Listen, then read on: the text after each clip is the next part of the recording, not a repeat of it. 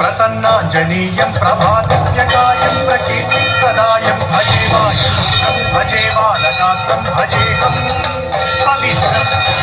అది రామాయణ మహాయుద్ధం భీకరంగా సాగుతున్న తరుణం. శ్రీరామచంద్రుని సారథ్యంలో వానర సైన్యంతో విజృంభిస్తూ లక్ష్మణస్వామి తనతో పోరాటం చేస్తున్న రావణుడి కుమారుడు ఇంద్రజిత్ తలని బాణంతో ఒక్క వేటుతో వేరు చేశాడు. ఇంద్రజిత్ మరణ వార్త విన్న రావణుడు ఆవేశంతో ఊగిపోయాడు. ప్రతీకారం కోసం పాతాళ లోకాధిపతి తన సోదరుడు అయినటువంటి మహిరావణుడి సహకారం కోరాడు.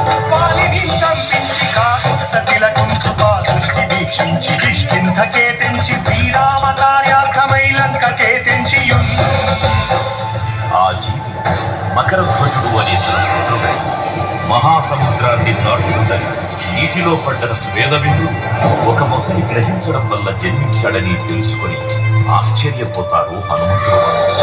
బ్రహ్మాండమైనట్టి ఆ శక్తిని వైచి ఆ లక్ష్మణున్మూర్తనుందింపగానప్పుడెంపురానందమయ్యుండన పేళనుంది భీషణేడు కంటోడు గన్వచ్చి పట్టాభిషేకంబు చేయించి సీతామహాదేవిని తెచ్చి శ్రీరాముకున్నిచ్చి అంతన్నయోధ్యాపురించొచ్చి పట్టాభిషేకంబు సంబంధమయ్యున్నా.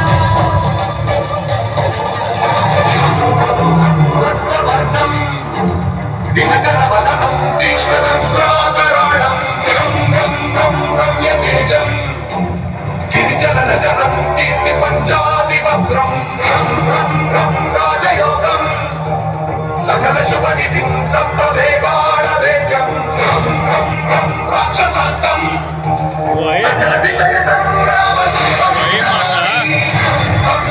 ఖడ్గహస్త